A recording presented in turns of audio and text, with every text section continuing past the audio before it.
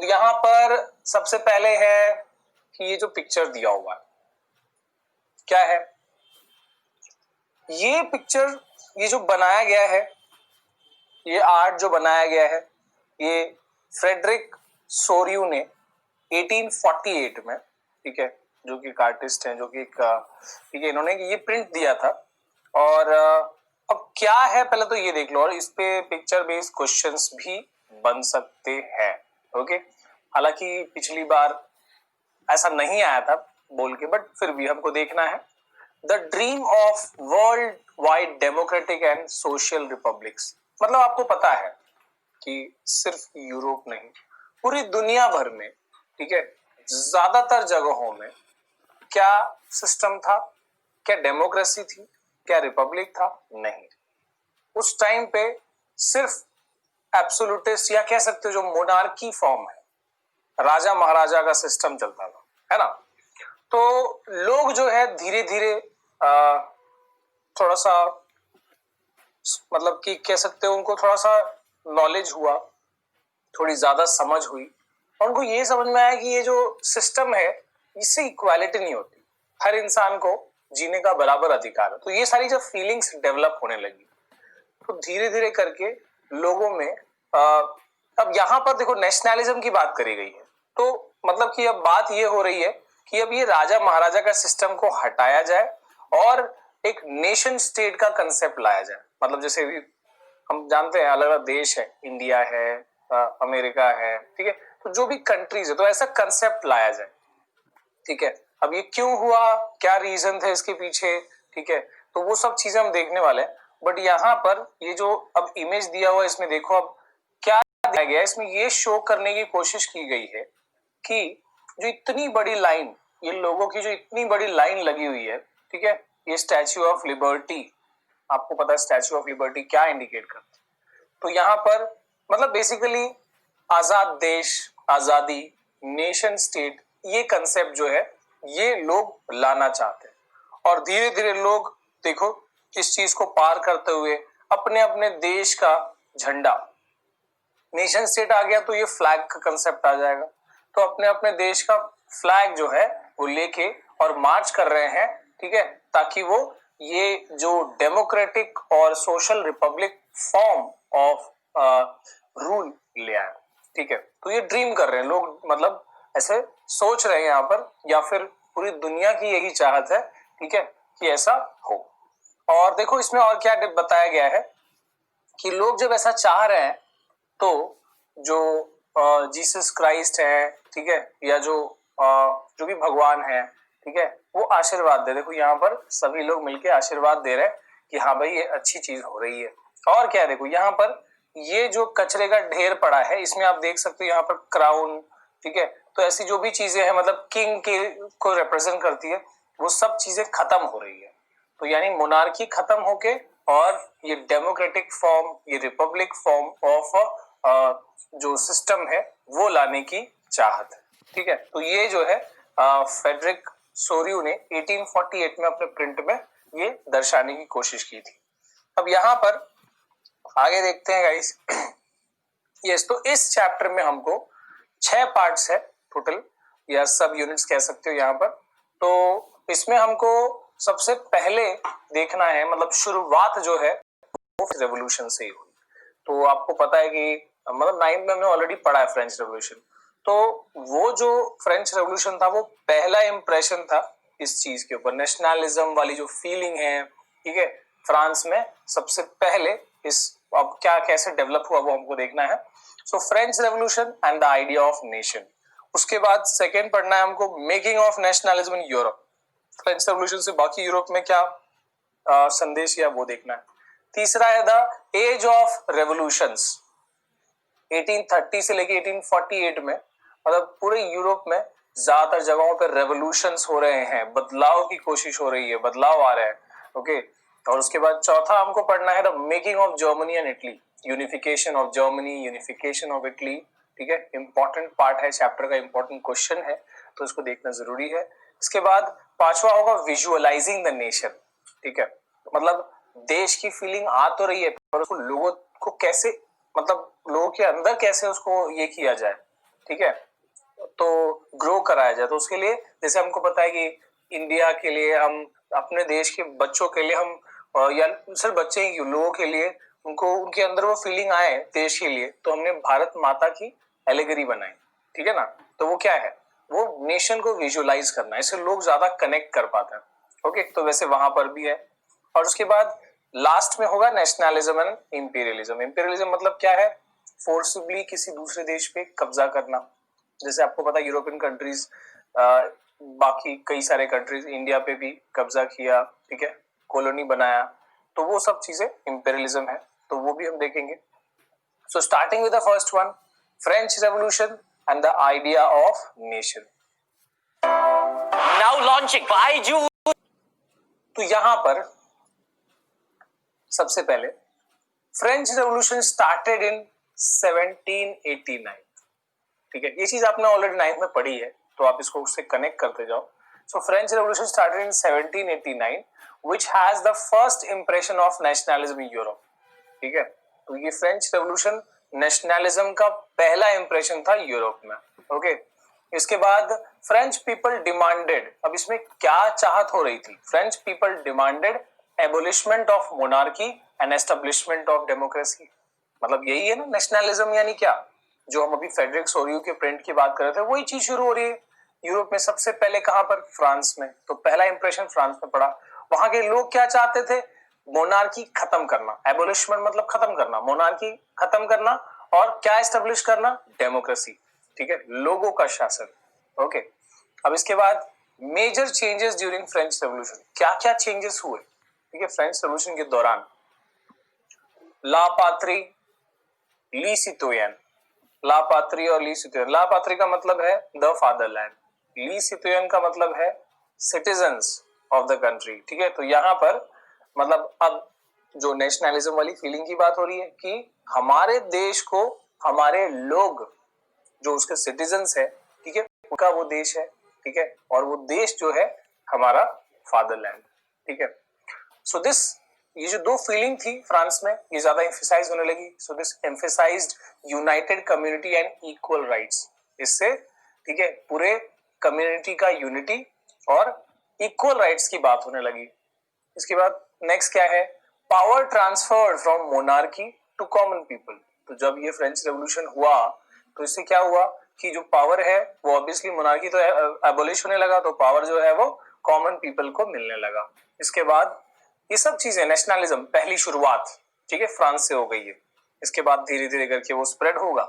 सो introduce new flag. अब इससे obviously मैंने बताया कि जब नेशन स्टेट बनता है, जब अब नेशन स्टेट क्या होता है वो चीज भी आगे मैं आपको ज्यादा क्लियर करूंगा डेफिनेशन के साथ।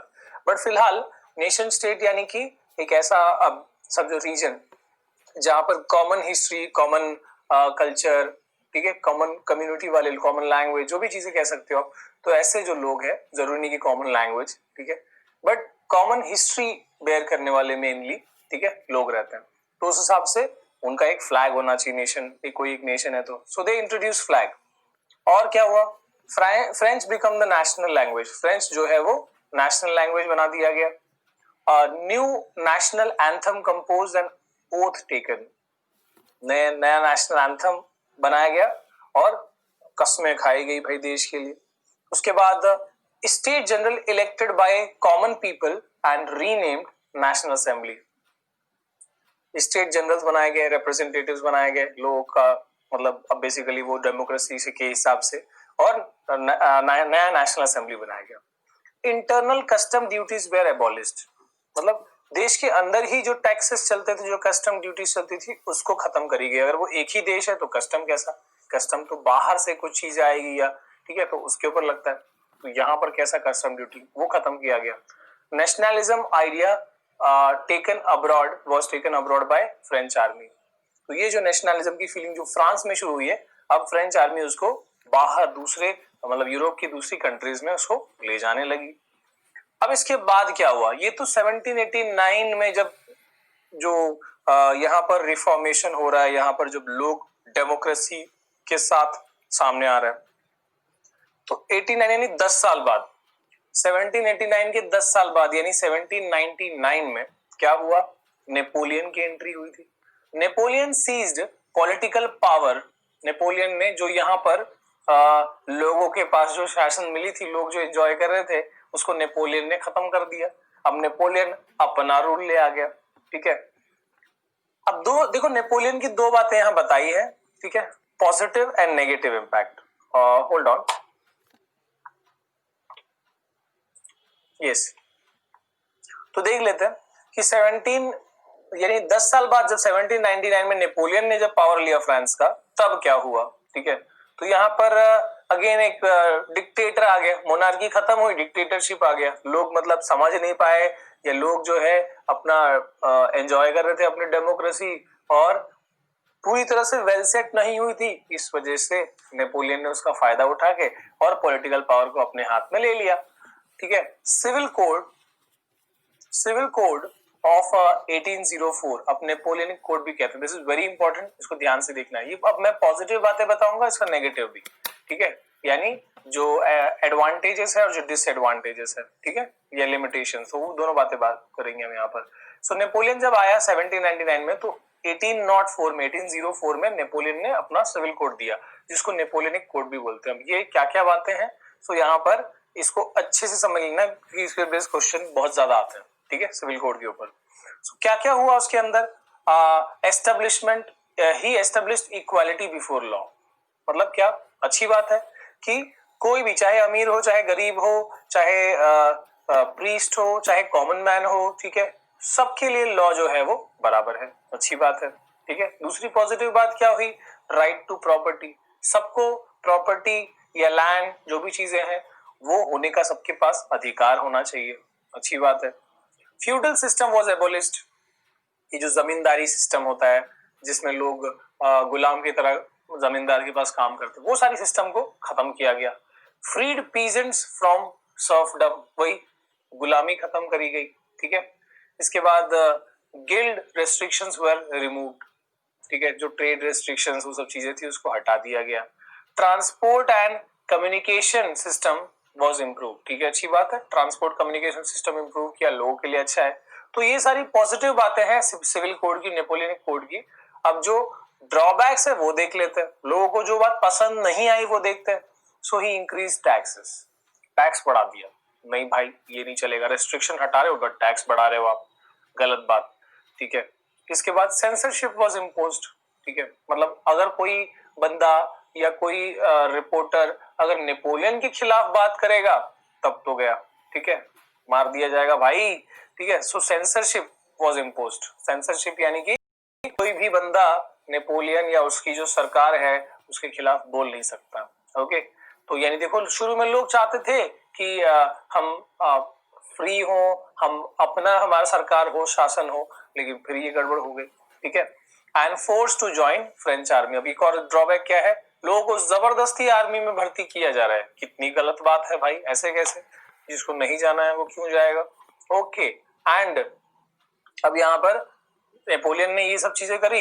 अब जो ऐसा नहीं कि सिर्फ लोगों को ये बातें पसंद नहीं आई, तो ये जो ड्रॉबैक्स यहाँ पर हैं ये तो लोगों के लिए थे, प्लस जो दूसरी कंट्रीज या दूसरे जो आसपास के रीजन्स थे, आई नॉट कॉल्ड कंट्री और नेशन स्टेट, फिलहाल नहीं बने, लेकिन जो दूसरे जो आसपास के एम्पायर्स थे उनको ये बात पसंद नहीं आने लगी, क्या कि अब ये अपना नेशन स्टेट बना रहा है। ठीक है, तो इसके लिए जो दूसरी रीजन से, जैसे रशिया, ऑस्ट्रिया, ब्रिटेन, प्रूशिया, ये जो एम्पायर्स थे, ये लोग ने क्या किया, ये लोगों ने नेपोलियन से लड़ाई करी, फाइट करी। कौन सी वाली बैटल, बैटल ऑफ वाटरलू। ठीक है, इन 1815, 1800, देखो यहाँ पर 1789, 1799, 1804 और ये 1815 याद रखो। ठीक है, तो यानी 1789 में क्या हुआ था, लोगों ने मोनार्की सिस्टम खत्म करके डेमोक्रेसी ले आए। 1799 में क्या हुआ, नेपोलियन आया, उसने पॉलिटिकल पावर अपने हाथ में ले ली। ठीक है, और उसके बाद 1804 में अपना कोड दिया, जिसमें कुछ पॉजिटिव कुछ नेगेटिव बातें थी। इसके अलावा ये जो नेगेटिव बातें थी ये तो ठीक लोगों के लिए थी, प्लस जो वहां के आसपास के जो अल्कोहल, चलो फिलहाल कंट्रीज कहते हैं, रूसिया, रशिया, ऑस्ट्रिया, ब्रिटेन, ये लोग जो थे, ठीक है, यूरोप के दूसरे कंट्रीज, ठीक है, वो नहीं चाहते थे कि यहाँ पर ऐसा सिस्टम आए। ठीक है, क्योंकि यहाँ सब मोस्टली सब मोनार्की सिस्टम चल रहा था, तो तो ये नया चेंज आए और ये नया बंदा फिर से हमारे सिस्टम को खत्म करे, वो नहीं चाहते थे। इसलिए लोगों ने बैटल ऑफ वाटरलू लड़के नेपोलियन को हरा दिया और ट्रीटी ऑफ वियना के तहत, ठीक है, ट्रीटी ऑफ वियना साइन किया गया, जिसके तहत जो जब मूवी पावर थी वो वापस से जो पुराना फ्रेंच, मतलब जिनके पास पावर था, यानी बोरबॉन डायनेस्टी, उनको यहाँ पर फिर से पावर ट्रांसफर कर दी गई। यानी रशिया, ऑस्ट्रिया, ब्रिटेन, प्रूशिया, ये लोगों ने मोनार्की सिस्टम को रीएस्टेब्लिश कर दिया, ठीक है, क्योंकि वो नहीं चाहते थे कंजर्वेटिव, वो नहीं चाहते थे कि भाई ये नया तरीका है जिससे कि मोनार्की सिस्टम चला जाए, क्योंकि वहां पर भी मोनार्की सिस्टम चल रहा है, ठीक है। अब इसके बाद देखेंगे ये second, the making of nationalism Europe. तो यहां पर देखने वाले हैं कि नेशनलिज्म अब फ्रांस से अब यूरोप में कैसे अब आ रहा है धीरे धीरे। भले ही फ्रांस में एस्टेब्लिश हो गया फिर खत्म हो गया, तो लेकिन यूरोप में कैसे शुरू हुआ, क्या मेन रीजन थे उसके पीछे। तो in the middle of 18th century there were no nation state. Middle of 18th century तक कोई नेशन स्टेट नहीं था, ठीक है, सिर्फ मोनार्की सिस्टम चल रहा है, जिसको जितना लड़ाई करके जो जितना हासिल कर ले रहा है बस वही चल रहा है, कोई नेशन स्टेट नहीं था। क्या हुआ फिर, अब यूरोप में जो डाइवर्सिटी थी वो कैसी थी, जो लोगों का डिस्ट्रीब्यूशन था वो कैसे था, देखो। तो structure of European society, this was the main reason. अब यहाँ पर एक बहुत बड़ा रीजन पता चलेगा जिसकी वजह से नेशन स्टेट की चाहत होने लगी थी, ठीक है। दो क्लास पहले से थे, दो ग्रुप ऑफ पीपल पहले से थे, एरिस्टोक्रेसी और पीजेंट्री। एरिस्टोक्रेसी को कह सकते हो फिलहाल आप अमीर लोग, पीजेंट्री मतलब गरीब लोग, ठीक है। मतलब एरिस्टोक्रेट्स में कौन कौन आता था, high class landlord, less population था उनका, ठीक है। ऑब्वियसली अमीर लोगों का पॉपुलेशन कम रहता है लेकिन ज्यादा संपत्ति होती है, ठीक है। डोमिनेटिंग ऑल राइट्स, हर चीज, प्रॉपर्टी से लेके हर चीज का राइट, लॉ में उनको एडवांटेज, हर चीज का बेनिफिट था, एरिस्टोक्रेसी, ठीक है, हाई क्लास लैंडलॉर्ड्स। और जो पीजेंट्री थी यानी जो फार्मर्स, लो क्लास लैंडलेस, ठीक है, जो गुलामी की तरह काम करना, ठीक है, गरीब लोग, ठीक है, ज्यादा पॉपुलेशन इनकी थी और लेकिन राइट्स ना के बराबर, नो राइट्स। सॉरी, अब यहां पर ये दो ग्रुप्स थे पहले till the middle of 18th century. अब क्या हुआ, धीरे धीरे थोड़ा सा डेवलपमेंट होने लगा, ठीक है। आपको पता है कि जो इंडस्ट्रियलाइजेशन है तो वो सारी चीजों की वजह से एक नया क्लास डेवलप हुआ, that was the new middle class. अब देखो ये सबसे बड़ा फैक्टर है नेशन स्टेट आने के पीछे। मतलब एरिस्टोक्रेसी, पीजेंट्री, पहले ये था अमीर लोग अपना चलाते थे, गरीब कुछ नहीं बोलते थे, ना पढ़े लिखे थे ना कुछ समझदारी थी। लेकिन अब जब ये तीसरा क्लास आ गया, middle class, the new middle class कहा गया इसको, तो ये लोगों के अंदर क्या था, कौन सी पॉपुलेशन थी, they were educated population of industrialist, doctors, teachers, ठीक है। तो ये बने लिबरल नेशनलिस्ट, ठीक है। मतलब ये चाहते थे फ्रीडम, ये चाहते थे इक्वालिटी। तो इनकी चाहत थी कि भाई अगर सब इंसान बराबर होते हैं, पढ़ाई लिखाई की है, समझदारी है, तो ये अमीर गरीब, ये एरिस्टोक्रेसी, प्रीजेंट्री, ये सारे राइट्स एक ही कुछ एरिस्टोक्रेट्स को क्यों दिया गया है। ये लोग अब आवाज उठाने लगे। They wanted individual freedom, they wanted equality before law, they wanted government by consent। मतलब आजादी चाहते थे, ठीक है, इंडिविजुअल फ्रीडम चाहते थे, ठीक है। लॉ के सामने हर आदमी बराबर होना चाहिए, चाहे वो अमीर हो गरीब हो। जिसने अगर एक पर्टिकुलर सजा मतलब गुनाह किया है तो उसकी सजा सबके लिए बराबर होनी चाहिए। एरिस्टोक्रेट्स के लिए छोटी क्यों और पीजेंट्री के लिए बड़ी क्यों, ठीक है। इसके बाद गवर्नमेंट जो है वो कंसेंट, बाय कंसेंट, मतलब अपनी चाहत के, अपना जो हमने जो सोचा या हम जो चाहते हैं वैसी मॉब से गवर्नमेंट बने, ठीक है, वैसे क्या वोटिंग हो बेसिकली। अब यही लोगों ने, न्यू मिडिल क्लास ने ज़ोल्वेरीन बनाया, ठीक है। ज़ोल्वेरीन क्या है, तो ये कस्टम यूनियन है जो 1834 में बनाया गया। और ये किस लिए बनाया गया, ये लोगों ने क्या किया, ये लोगों ने जो टैरिफ बैरियर्स है, जो ट्रेड बैरियर्स है उसको खत्म किया। ओके, और जो उस वक्त काफी सारी करेंसीज चलती थी एक ही रीजन में, ठीक है, यूरोप में कितनी करेंसीज चल रही थी, तो 28 से 30 करेंसीज को अबॉलिश किया, खत्म किया, ठीक है, ताकि कॉमननेस आए। तो ये सब से मतलब अब यहाँ पर क्या हो रहा है, ये जो न्यू मिडिल क्लास है ये लोग यहाँ पर धीरे धीरे अब चेंजेस ला रहे हैं, ठीक है, यूरोपियन सोसाइटी में। एंड अब यहाँ पर देखो, ये तो एक बात हो गई, ये तो एक थॉट हो गया, जो न्यू मिडिल क्लास का है वो चाहते हैं कि हाँ मतलब ये चेंज आए, ये रिफॉर्मेशन आए। लेकिन दूसरी तरफ जो लोग नहीं चाहते थे वो क्या कर रहे थे, जैसे कि हमने बताया कि रशिया, ठीक है, ब्रिटेन, ऑस्ट्रिया, ये लोगों ने क्या किया, बैटल ऑफ वाटरलू में जो नेपोलियन है उसको हरा के और वापस से वहां पर बोरबॉन डायनेस्टी को रीसेट कर दिया, ठीक है, रीएस्टेब्लिश कर दिया। तो यानी जो कंजर्वेटिव्स थे, कंजर्वेटिव्स मतलब वही जो एरिस्टोक्रेसी, एरिस्टोक्रेट्स मैक्सिमम, और जो अपर क्लास है, ठीक है, पूरे यूरोप के, वो क्या चाहते हैं, मोनार्की ही रहे, इसमें हमको बहुत आराम है, ठीक है। सो वो लोगों ने ट्रीटी ऑफ वियना साइन किया और वो हमने देखा वहां पर क्या हुआ कि वो लोग चाहते थे यूरोप में मोनार्की सिस्टम रहे, ये कोई डेमोक्रेसी ना है। तो अब दो थॉट्स बन रही है, कंजर्वेटिव्स का अलग और यहाँ पर न्यू मिडिल क्लास की थॉट जो है वो आ रही है, ठीक है। तो ऑब्वियसली आपको पता है कि पीजेंट्स, तो पीजेंट्री है वो मोस्टली किसको सपोर्ट करेगी, न्यू मिडिल क्लास को, क्योंकि वो भी चाहते हैं अंदर से कि भाई हमको भी कुछ आजादी, कुछ राइट्स मिले। आगे देखते हैं। यस, तो अब ये थर्ड जो है वो है एज ऑफ रेवोल्यूशंस, 1830 से लेके 1848। तो ये जो फेज है इसमें यूरोप में काफी रेवोल्यूशंस हुए, काफी बड़े बड़े चेंजेस हुए, ठीक है। अब दो आइडियाज जो वहां पर स्पेशली डेवलप हुए because of educated middle class, कौन से आइडियाज है, एक है जो लिबरलिज्म का है और दूसरा है नेशनलिज्म का, आजादी और देश भावना, ठीक है। ये दो चीजें जो है वो बहुत पॉपुलर हो गई यूरोप में, क्योंकि जो मिडिल क्लास का है, न्यू मिडिल क्लास, वो लोग एजुकेटेड थे और वो ये चीज की चाहत बहुत स्ट्रांगली कर रहे थे, ठीक है। इसके बाद पीरियड ऑफ हंगर, हार्डशिप्स। अब ये क्या है, देखो उस वक्त की बात है जब जो पॉपुलेशन है काफी बढ़ रहा था, वो जब उस वक्त वो टाइम पे यूरोप का पॉपुलेशन काफी बढ़ चुका था ऑलरेडी, ठीक है।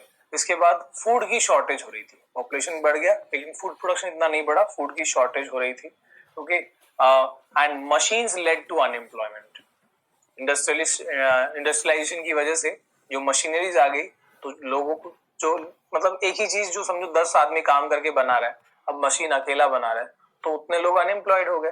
तो अनएम्प्लॉयमेंट की वजह से, तो ऐसे बहुत सारे रीजंस थे जिसकी वजह से हंगर और हार्डशिप, ठीक है, मतलब लोगों को तकलीफ होने लगी, लोग भूखे मरने लगे, ठीक है, पैसा नहीं है क्या हो, तो ये चीजें होने लगी।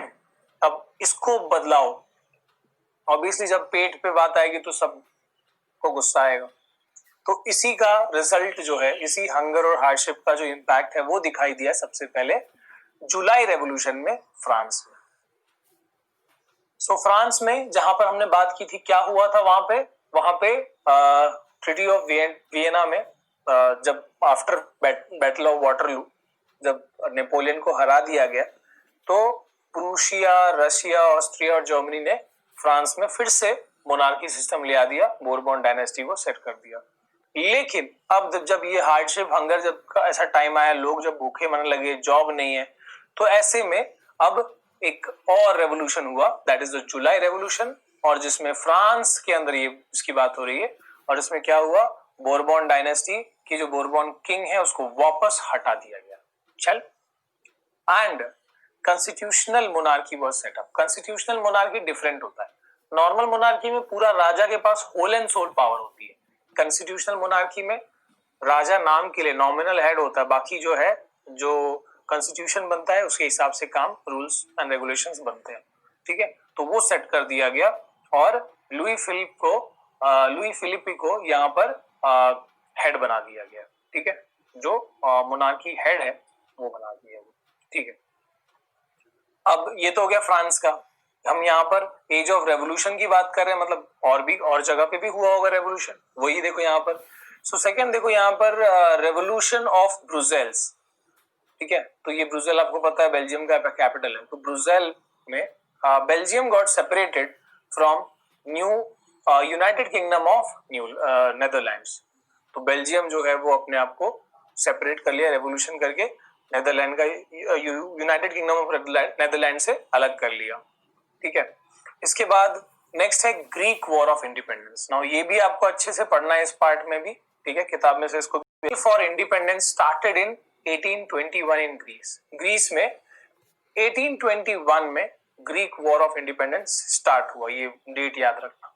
ठीक है, during the Greek war public got support from Greeks, western Europe, artist and poets. ठीक है, तो यहाँ के लोगों को सपोर्ट मिला और वेस्टर्न यूरोप से, आर्टिस्ट से, पोएट से, और उनको लगा कि उनको आजादी के लिए उनको अपने लड़ना चाहिए। ठीक है, so the treaty of Constantinople was signed in 1832। Greece was declared as independent nation. ठीक है, याद रखना ग्रीक वॉर ऑफ इंडिपेंडेंस में कौन सा ट्रीटी साइन हुआ? ट्रीटी ऑफ कॉन्स्टेंटिनोपल, और 1832 में, जिससे कि ग्रीस को इंडिपेंडेंट नेशन की का दर्जा मिला। ठीक है, इसके बाद और भी है जो हम आगे देखने वाले हैं। ठीक है, जर्मनी का, इसके बाद हम वही देखने वाले हैं। 1871 में जर्मनी फॉर्म हुआ एज अ नेशन स्टेट, और मेकिंग ऑफ इटली, इटली जो है वो नेशन स्टेट कब बना? 1861 में। ठीक है, 61 में इटली, 71 में जर्मनी, और उसके बाद मेकिंग ऑफ यूनाइटेड किंगडम, ये भी हमको देखना है। ठीक है, एंड अब यहाँ पर एक और फीलिंग की बात करी जाएगी। ठीक है, इस रेवोल्यूशन वाले फेज में एक और फीलिंग जो बहुत स्ट्रांगली चल रही थी, दैट वाज रोमांटिसिज्म। क्या है romanticism? A cultural movement that rejected nationalism by science and reasons. ठीक है, मतलब कि ऐसा मूवमेंट जो it introduce nationalism through art, science, art and love basically. ठीक है, यहाँ पर साइंस नहीं, आर्ट एंड लव। तो यानी कि ये ऐसा मूवमेंट था जिससे जो इस तरीके को फॉलो कर रहे थे, इस आइडियोलॉजी को फॉलो कर रहे थे, रोमांटिसिज्म, वो नेशनलिज्म साइंस और लॉजिक और रीजन से नहीं चाहते थे। ठीक है, कि हाँ यहाँ पर हम एक थॉट के लोग हैं या एक हिस्ट्री के लोग हैं तो हम एक नेशन में हैं, वो ऐसा नहीं चाहते थे। वो ये समझते थे कि ये जो नेशनलिज्म की भावना है ये डेवलप होनी चाहिए आर्ट और लव से, कल्चर से। मतलब हम अगर लव वाली फीलिंग से, अगर हम इस इमोशन वाली फीलिंग से नेशनलिज्म डेवलप करें तो लोगों तक ज्यादा इनबिल्ट होगा ये। ठीक है, so that thought is called romanticism. आगे देखते हैं। यस, अब आ गया फोर्थ वाला, the making of Germany and Italy. Basically Germany, Italy और ब्रिटेन की बात करेंगे, जो हमने वहां पर शॉर्ट में ये देखा था, इसी को अब डिटेल यहाँ पर हम देखने वाले। ठीक है, सो यूनिफिकेशन ऑफ जर्मनी। जर्मनी का यूनिफिकेशन कैसे हुआ? मूवमेंट अंडर, अब देखो यहाँ पर शॉर्ट में दिया, ये तीनों बहुत इंपॉर्टेंट क्वेश्चंस है। ठीक है, तो जर्मनी का हो, इटली का हो या ब्रिटेन का हो, तो ध्यान से देखना है इसको। अब जर्मनी में मूवमेंट किसके लीडरशिप में स्टार्ट हुआ? Otto von Bismarck. ये नाम जो है भूलना नहीं, जर्मनी में बहुत इंपॉर्टेंट नाम है यूनिफिकेशन ऑफ जर्मनी में। तो बिस्मार्क ही वो बंदा था समझो जिसने जर्मनी का as a nation state form किया हुआ है। ठीक है, so movement was led by Bismarck and 7-year war was fought. किसके साथ में? ऑस्ट्रिया, डेनमार्क, ठीक है, फ्रांस। ठीक है, तो यहाँ पर ऑस्ट्रिया प्रूशिया के साथ वॉर है ना। अब यहाँ पर जर्मनी, अभी इसका पहले का नाम समझ लो प्रूशिया ही है, मेन रीजन का नाम। तो ऑस्ट्रिया के साथ में लड़ाई किया, डेनमार्क के साथ में और फ्रांस के साथ में। किसने? बिस्मार्क ने। ठीक है, प्रूशिया के लिए या जर्मनी के लिए 7-year वॉर। ठीक है, in 1871 William one was proclaimed as German emperor. ठीक, वही कॉन्स्टिट्यूशनल मोनार्की। ठीक है, तो यहाँ पर विलियम वन को, केजर विलियम वन को मोनार्की बना दिया गया। और प्रोसेस ऑफ नेशन बिल्डिंग, तो यहाँ पर इसी के साथ नेशन बिल्डिंग, नेशन स्टेट का कॉन्सेप्ट यहाँ पर जर्मनी में आ गया। बात करते हैं इटली की। ओके, तो आप देख सकते हो जर्मनी का 71 में था, पर इटली का तो 61 में ही था। सो यहाँ पर 3 बड़े नाम सामने आते, जैसे यहाँ पर सिर्फ बिस्मार्क है, वैसे यहाँ पर जुसेप्पे मैज़ीनी, जुसेप्पे गरिबाल्डी और काउंट कैमिलो डी केवर। ठीक है, तो यहाँ पर जुसेप्पे मैज़ीनी का क्या इंपॉर्टेंट रोल है इटली के यूनिफिकेशन में? ही ऑब्वियसली वो भी मूवमेंट में थे, पर उनका जो मेन यहाँ पर आपको याद रखना है, establish young Europe and young Italy. Secret societies इन्होंने फॉर्म किया था। ठीक है, यंग लोगों का, यंग यूरोप एक सोसाइटी फॉर्म किया था, दूसरा है यंग इटली। ठीक है, और इनको कहा जाता है सोल ऑफ इटली। ठीक है, स्पिरिट, जो आत्मा। ठीक है, इसके बाद जुसेप्पे गरिबाल्डी, ये ही लेड द आर्म्ड वॉलंटियर्स। ठीक है, आर्म्ड वॉलंटियर्स को, मतलब जो लड़ाई करने के लिए जो वॉलंटियर्स चाहिए वो तैयार किए जुसेप्पे गरिबाल्डी ऑफ इटली। ठीक है, बिस्मार्क, क्योंकि इनका बहुत बड़ा, जैसे बिस्मार्क ने लड़ाई लड़ी थी वैसे गरिबाल्डी ने भी लड़ाई लड़ी थी। ठीक है, तो यानी कि क्योंकि ये आर्म फोर्स को लीड कर रहे थे, इसलिए इनको बिस्मार्क ऑफ इटली कहा गया। और केवर को क्या कहा गया? Cavour led the movement to unite Italy. ठीक है, इन्होंने इटली की यूनिफिकेशन में जो भी मूवमेंट्स थे वो किए और इनको प्राइम मिनिस्टर बनाया गया। ओके, इसके बाद एक और नाम आता है Victor Emmanuel two became the king of Italy in 1861 में। जब यूनिफिकेशन कंप्लीट हुआ तो इनको किंग बना दिया गया। ठीक है, बट ये किंग वैसे नॉर्मल मोनार्की की तरह नहीं है, आपको पता है कि ये नॉमिनल हेड है, सिर्फ नाम के लिए, बाकी जो कॉन्स्टिट्यूशन है उस हिसाब से चीजें होंगी। ओके, इसके बाद यूनिफिकेशन ऑफ ब्रिटेन। ब्रिटेन की यूनिफिकेशन की बात होगी कि भैया जर्मनी का हो गया, इटली का हो गया, ब्रिटेन का बताओ, देख लो। तो यहाँ पर British empire consisted of English, Scottish and Irish community. पूरे ब्रिटिश एम्पायर में इंग्लिश, स्कॉटिश और आयरिश कम्युनिटी थी। Industrial revolution brought economic prosperity. Industrial revolution सबसे ज्यादा यहाँ पर हुआ, इससे इकोनॉमिक प्रोस्पेरिटी आई, अमीरी, लोग, पैसे लोगों के पास काफी ज्यादा आए और काफी ग्रोथ हुआ। ठीक है, एक्ट ऑफ यूनियन 1707 में एक्ट ऑफ यूनियन वहां पर पास किया गया और उस एक्ट के तहत इंग्लैंड और स्कॉटलैंड, ठीक है, and United Kingdom was form. ये जो इंग्लैंड स्कॉटलैंड है वो मर्ज कर दिया गया, इंग्लैंड स्कॉटलैंड मर्ज हुए और यूके जो है वो फॉर्म हुआ, United Kingdom was form. Later Ireland was also merge to form Great Britain. तो ग्रेट ब्रिटेन, पहले क्या हुआ? पहले यूनाइटेड किंगडम फॉर्म हुआ, कैसे? इंग्लैंड और स्कॉटलैंड को मिला के यूके बना, और फिर उसके बाद में यूके या इन दोनों के साथ में एक और कंट्री जो है यानी कि आयरलैंड जो है वो जुड़ा और फाइनली जाके ग्रेट ब्रिटेन फॉर्म हुआ। ठीक है, क्योंकि यहाँ पर हमने देखा इंग्लिश, स्कॉटिश और आयरिश कम्युनिटी ही थी मेनली। आगे देखते हैं, यस, विजुअलाइजिंग द नेशन। अब यहाँ पर जो देश की जो भावना है, जो नेशन की जो फीलिंग है, वो और ज्यादा लोगों के अंदर अगर डालनी है तो ये इस बात की जरूरत थी कि उसको नेशन को विजुअलाइज किया जाए।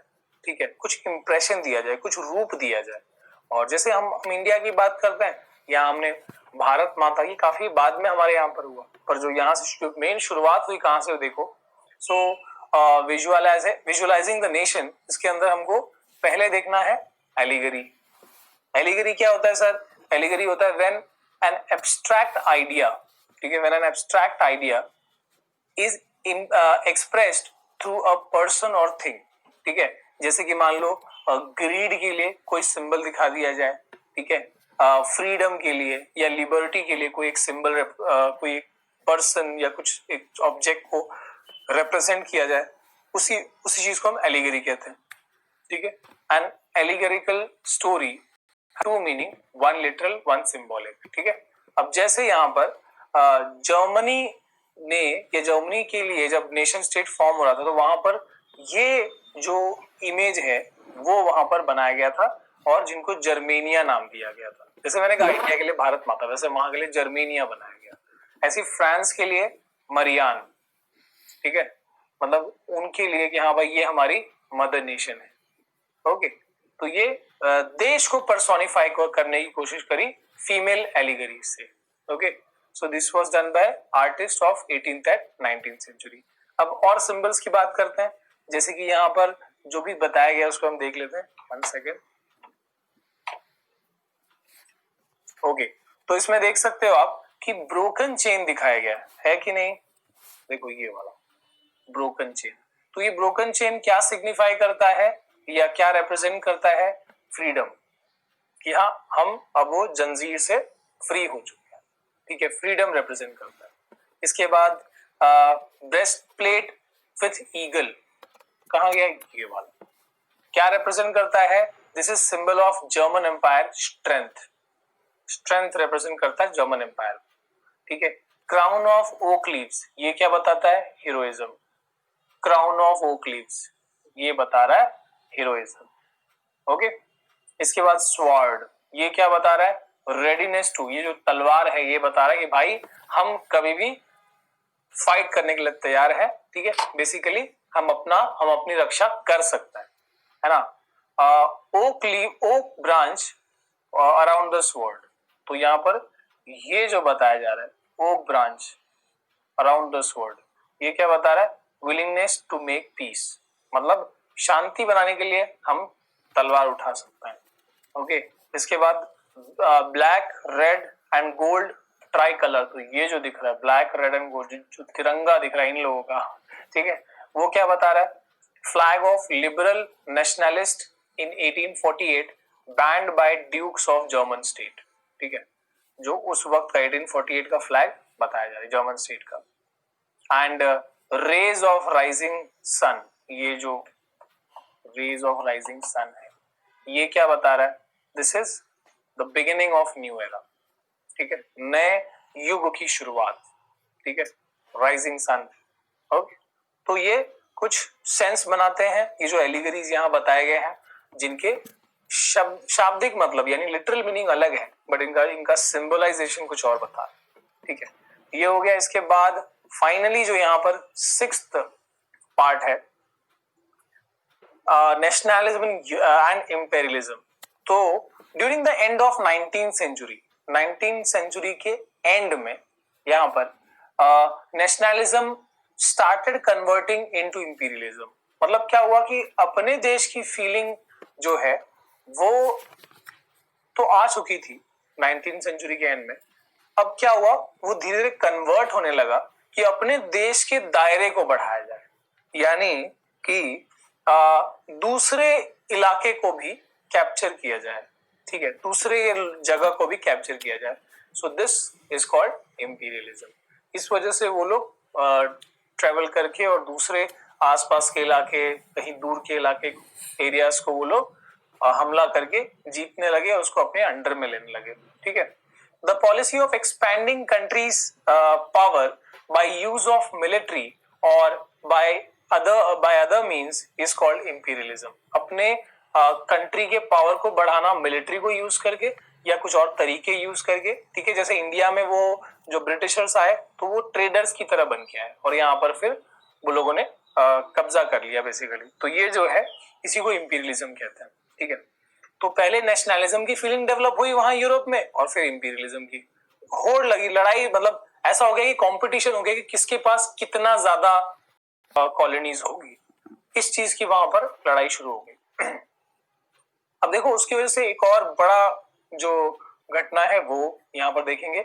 Nationalist tension started in Balkan area after 1871, ठीक है। तो बाल्कन प्रोविंस, बाल्कन एरिया था यूरोप का ही हिस्सा, ठीक है, जहां से वो स्ट्रेटेजिक इंपॉर्टेंस का भी था, ठीक है। बट वहां की खुद की टेंशन देखो क्या है कि नेशनलिस्ट टेंशन शुरू हो गया। क्यों शुरू हुआ? The Balkans was a region of geographical and ethnic variations. वहां पर अलग अलग वेराइटी के डाइवर्स कम्युनिटी के लोग रहते थे, comprising modern day Romania, Bulgaria, Albania, Greece, Macedonia, ठीक है, क्रोएशिया, बॉस्निया हर्जेगोविना, तो ऐसे अलग अलग, सर्बिया, अलग अलग जो पूरा इतने सारे रीजन्स थे उनका कॉम्बिनेशन को वो बाल्कन स्टेट फॉर्म करता था, ठीक है। A large part of Balkan was under the control of Ottoman empire, ठीक है। तो बाल्कन का मैक्सिमम रीजन जो ये हम बता रहे हैं ये किसकी कंट्रोल में था? Ottoman empire. अब यहां पर आगे देखते हैं आप देख सकते हो कितना बड़ा यहाँ मैप में दिखाया गया है, कितना बड़ा एरिया जो उसके अंदर आ रहा है, बाल्कन प्रोविंस के अंदर आ रहा है। ठीक है, अब इसके बाद का हिस्सा, यस। सो धीरे धीरे क्या हुआ कि जो जो मतलब बाल्कन एरिया ऑटोमन एम्पायर के अंदर था, बट धीरे धीरे ऑटोमन एम्पायर जो है वो वीक होता गया, कमजोर पड़ता गया, and one by one states broke away and started declaring their independence. धीरे धीरे जो इसमें से अलग अलग स्टेट्स थे वो अपना अपना अलग अलग होते गए, सेपरेट होते गए और अपना अपना इंडिपेंडेंस शो करते गए। अब इसके बाद क्या हो रहा है, the Balkan states were fiercely jealous of each other, एक दूसरे से जलने लगे। मतलब मान लो कि बाल्कन स्टेट से ये एक अलग हो गया, ये दूसरा अलग हो गया, अब ये आपस में एक दूसरे से जलन कर रहे हैं, जेलसी कर रहे हैं। ठीक है, and each hope to gain more territory at the expense of other. और लोग एक दूसरे, मतलब अब ये एक नए स्टेट फॉर्म हो गया, ये एक स्टेट फॉर्म हो गया, ये दो फ्री स्टेट्स फॉर्म हुए हैं, बट ये लोग एक दूसरे से जल रहे हैं और कोशिश कर रहे हैं कि मैं इसका जमीन ले लूं, ये कोशिश कर रहा है कि मैं इसका जमीन ले लूं। ठीक है, तो इस तरीके से यहाँ पर कंफ्लिक्ट शुरू हो गई, बाल्कन एरिया में इंटेंस कंफ्लिक्ट शुरू हो गई। अब मैटर्स वेर फर्दर कॉम्प्लिकेटेड, ये जो मुश्किल है यहाँ पर कि हाँ आपस में लड़ाइयां चल रही है, ये ज्यादा कॉम्प्लिकेट हो गई जब इंपीरियलिज्म की वजह से जो दूसरी पावरफुल कंट्रीज या एरियाज है, जैसे Russia, Germany, England, Austria, Hungary, ठीक है, ये लोग कूद पड़े इस लड़ाई के अंदर। मतलब बाल्कन प्रोविंस की आपस में लड़ाई हो रही है ना, ऑटोमन एम्पायर कमजोर पड़ गया, सब अपने आप को इंडिपेंडेंट बता रहे हैं और आपस में लड़ रहे हैं, एक दूसरे की जमीन छीन रहे हैं। अब बड़े पावर्स भी यूरोप के वो इस जंग में कूद गए। ठीक है, अब यहाँ पर क्या हुआ, which finally led to first world war. और इसी के टेंशन में यही जो आपस में लड़ाइयां शुरू हुई, इसी से शुरू हुआ फर्स्ट वर्ल्ड वॉर। ठीक है, रशिया, जर्मनी, इंग्लैंड आपस में लड़ रहे हैं और इसी से फर्स्ट वर्ल्ड वॉर स्टार्ट हुआ। ठीक है, अब यहाँ पर anti imperial movement started which further led to independence of many countries. तो यहाँ पर अब देखो ये सारी चीजें तो हो गई, फर्स्ट वर्ल्ड वॉर हुआ, काफी यूरोपियन कंट्रीज ने दूसरे जगहों पे दूसरे कंट्रीज को अपना कॉलोनी बना लिया है। तो इससे क्या हुआ, इससे जो इंपीरियलिज्म है वो स्ट्रांग हुआ, लेकिन जहां पर वो लोगों ने कब्जा किया है वहां के लोग जो है अब उनको अपोज कर रहे हैं। यानी क्या फीलिंग शुरू हो गई, एंटी इंपीरियल मूवमेंट वहां शुरू हो गई। जैसे इंडिया में, ठीक है, हम आजादी के लड़ रहे थे, मतलब हम नहीं चाहते थे इंपीरियलिज्म, तो we were doing anti imperial movements. ठीक है, इसी के साथ अब यहाँ पर कुछ इंपॉर्टेंट टर्म्स मैंने बताया था आपको, कुछ बातें बताऊंगा। जैसे नेशनलिज्म, अपने देश के प्रति प्यार। ठीक है, सिंपल सी बात, पैट्रियोटिज्म भी कह सकते हो, फीलिंग ऑफ लव और pride for your own country. Nation state क्या होता है सर, नेशन स्टेट क्या होता है, एक सेकेंड।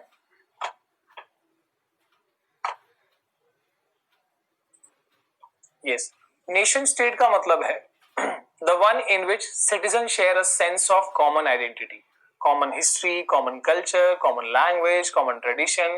तो ऐसे बहुत सारे, मतलब काफी कॉमननेस, जरूरी नहीं कि कॉमन लैंग्वेज होगा, तो जैसे इंडिया में डाइवर्स लैंग्वेज है, स्टिल हमारा ट्रेडिशन, हमारा हिस्ट्री, हमारा कल्चर कॉमन है, इसलिए we call India as nation state. इसके बाद एब्सोल्यूटिस्ट क्या है ये, a government that has no restraint on the power exercised like monarchy. ठीक है, मतलब ऐसा फॉर्म ऑफ गवर्नमेंट जहां पर जो पावर है बहुत अनलिमिटेड है अथॉरिटी के पास। जैसे राजा महाराजा के सिस्टम में अगर सजा देना तो सजा दे दिया, माफ करना तो कर दिया, कोई हार्ड एंड फास्ट कोई ऐसा लिखा हुआ कानून नहीं है, जो मन में आया वो कर दिया। ठीक है, सो उसको एब्सोल्यूटिस्ट कहते हैं। यूटोपियन क्या है, a vision of society that is so ideal that it is unlikely to be actually existing. तो यहाँ पर एक, अब देखो एब्सोल्यूटिस्ट का अपोजिट कह दो कि एक ऐसे सोसाइटी की मांग कर रहा है जहां पर बिल्कुल कमियां खामियां ना हो। ठीक है, बिल्कुल एकदम आइडियल सोसाइटी, जो ऑब्वियसली डेमोक्रेसी में भी हम जानते हैं कि ड्रॉबैक्स है, तो ये कुछ ऐसे सोसाइटी की बात कर रहा है जहां पर ऐसा कोई ड्रॉबैक हो ही ना। ठीक है, इसलिए वो हाइपोथेटिकल ही कह सकते हो। सफ्रेज, ये क्या है, राइट टू वोट, वोटिंग का अधिकार। कंजर्वेटिज्म बताया मैंने कि the political philosophy that stressed in importance of tradition, establish institution and custom and prefer gradual development. मतलब ये चाहते हैं कि धीरे धीरे चेंजेस आए, धीरे धीरे डेवलपमेंट आए, एकदम से चेंजेस ना आए। जो सिस्टम है उसको एकदम से रिफॉर्मेशन एकदम से बदला ना जाए, ठीक है। जैसे यूरोप में जो मेन ज्यादातर कंट्रीज थी वो लोगों ने फ्रांस पे हमला क्यों किया, जो बैटल ऑफ वाटरलू में नेपोलियन पे क्यों हमला किया, दे वर ऑल कंजर्वेटिस्ट, वो नहीं चाहते कि एकदम से ऐसा बदलाव आए। इसके बाद फेमिनिस्ट तो आपको पता है फीमेल का के इक्वालिटी के लिए, mainly awareness of women's right and interest based on the belief of social economic and political equality of genders. चाहे मेल जितने अधिकार मेल को है उतने ही फीमेल को, इस जेंडर में इनइक्वालिटी ना हो, ऐसी चीज जब आती है that is called feminism. Okay, ideology क्या होता है, a system of ideas reflecting a particular social and political vision, ठीक है, विचारधारा।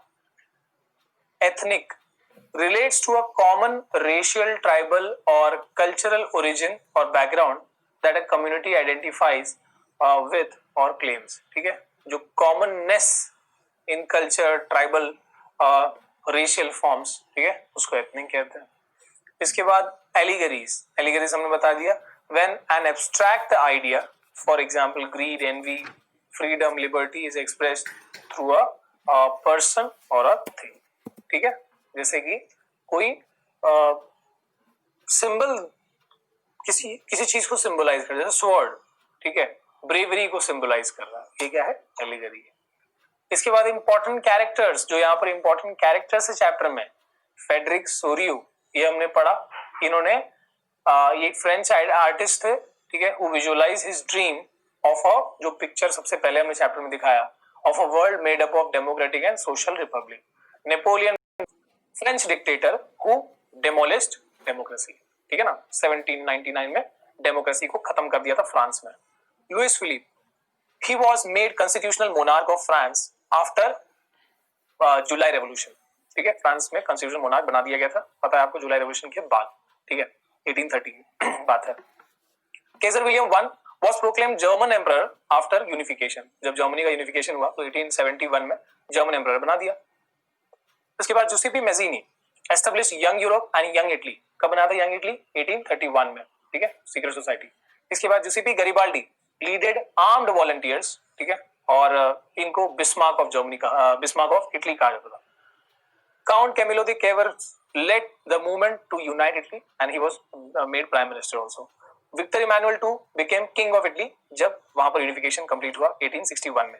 Auto von Bismarck he fought to the unity of German unification में, एट द एंड एक second, yes, तो यहां पर आप देख सकते हो कि पहले ये देख लेते हैं नेशनलिज्म इन यूरोप। तो यूरोप में नेशनलिज्म हम यहाँ पर दिखाते हैं, डेट वाइज भी देखो तो देखो, ब्रिटेन का 1688 से 1801 में नेशनलिज्म इन ब्रिटेन, वो सब यूनिफिकेशन, जो एक्ट ऑफ यूनियन, वो सारी चीजें जो कंप्लीट हुई, ठीक है। इसके बाद में 1830 से लेके 48 में फ्रांस, उसके बाद में यूनिफिकेशन ऑफ इटली इन 1859 से 61 में कंप्लीट हुआ। जर्मनी का यूनिफिकेशन कंप्लीट हुआ 71 में, और 71 से 1914 तक, जब तक वर्ल्ड वॉर की शुरुआत ना हो गई, तो उस टाइम तक बाल्कन का चल रहा था, ठीक है। ये हुआ नेशनलिज्म यूरोप का। अब यहाँ पर हम देखते हैं कुछ इंपॉर्टेंट डेट्स। ओके, तो फ्रेंच रेवोल्यूशन 1789 में स्टार्ट हुआ, ठीक है। इसके बाद मतलब वहां पर देखते हैं हम 1799 में, ये फर्स्ट पेज में आप वहां पर देखना, पहले स्लाइड में, नेपोलियन से आने से लेके वो सब, नेपोलियन कोड वेरी इंपॉर्टेंट। कब आया नेपोलियन कोड, 1804 में। ट्रीटी ऑफ वियना कब साइन हुआ, 1851 में। नेपोलियन को हराया गया, सॉरी 1815 में नेपोलियन को हराया गया। ट्रीटी ऑफ वियना के तहत फिर से बोरबोन डायनेस्टी जो है वो फ्रांस में लगा, फ्रेंच में अप्लाई कर दी गई, फ्रांस में। ग्रेट इकोनॉमिक हार्डशिप कब आया, 1830 में, हंगर हार्डशिप का जो पीरियड हमने बताया, जिसके बाद जुलाई रेवोल्यूशन से शुरुआत, ठीक है। ट्रीटी ऑफ कॉन्स्टेंटिनोपल 1832 में, कहां पर है, ग्रीक वॉर ऑफ इंडिपेंडेंस का, ठीक है। ज़ोल्वेरिन कस्टम यूनियन जो यूरोप में फॉर्म किया गया ट्रेड के लिए, दैट वाज 1834 में। जर्मनी का जर्मन पार्लियामेंट फ्रैंकफर्ट, ये कहां पर फॉर्म किया गया, 1848 में। अब जो 3 वॉर्स, ठीक है ना, 7 ईयर वॉर जो बिस्मार्क ने लड़े थे, ठीक है, डैनिश प्रूशियन मतलब ये समझो जर्मनी का ही, तो डेनमार्क से जो लड़ा तो डैनिश प्रूशियन वॉर 1864, ऑस्ट्रिया से लड़ा तो ऑस्ट्रो प्रूशियन वॉर 1866, और फ्रांस से लड़ा तो फ्रैंको प्रूशियन वॉर 1871।